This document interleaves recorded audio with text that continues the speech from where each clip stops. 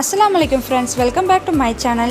इनकी நம்ம சேனல்ல எதை பத்தி வீடியோ பார்க்க போறோம்னா 7 ஸ்பீட் சூப்பர் ஹேண்ட் மிக்சர் பத்தி ஃபுல் ரிவ்யூ வந்து பார்க்க போறோம்। வீடியோக்குள்ள போறதுக்கு முன்னாடி என் சேனலை ஃபர்ஸ்ட் டைமா பார்க்கறனா உடனே சப்ஸ்கிரைப் பண்ணிடுங்க, பக்கத்துல உள்ள பெல் பட்டனையும் கிளிக் பண்ணுங்க। இப்போ வாங்க வீடியோக்குள்ள போகலாம்।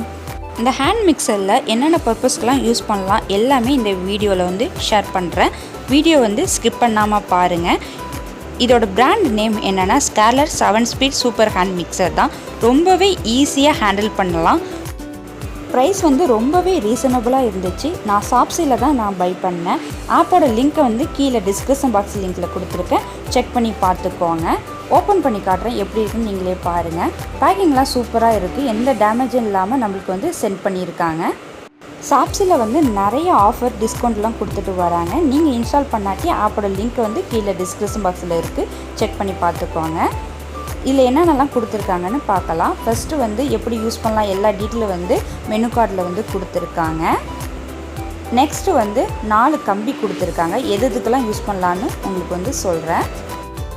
விப்பிங் க்ரீம் ரெடி பண்ணுறதுக்கு, பிளெண்ட் பண்ணுறதுக்கு, எக் பீட் பண்ணுறதுக்கெல்லாம் இந்த 2 கம்பி வந்து ரொம்பவே யூஸ்ஃபுல்லாக இருக்கும்।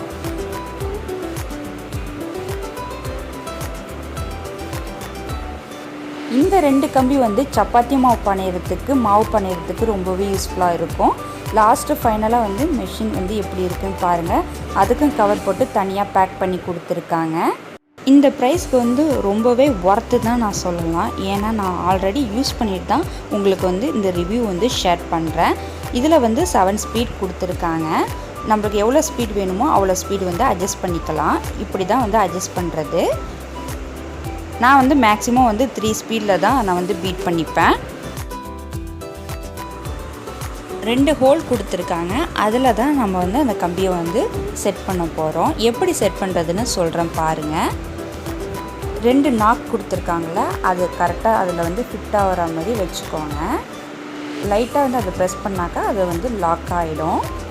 அதேமாரி தான் இதையும் அப்படியே பண்ணுங்கள்।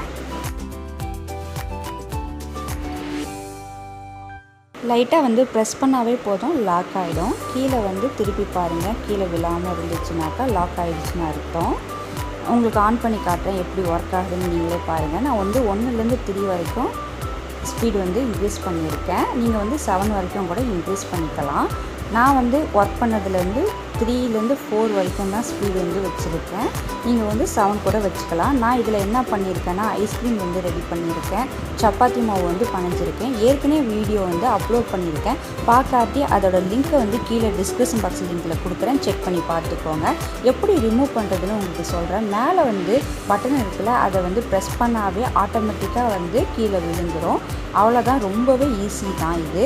உங்களுக்கு இந்த வீடியோ பிடிச்சிருக்குன்னு நினைக்கிறேன்। பிடிச்சிருந்தால் லைக் பண்ணுங்கள், ஷேர் பண்ணுங்கள், கமெண்ட் பண்ணுங்கள்। என் சேனலை ஃபஸ்ட் டைமாக பார்க்குறேன்னா சப்ஸ்கிரைப் பண்ணிவிடுங்க।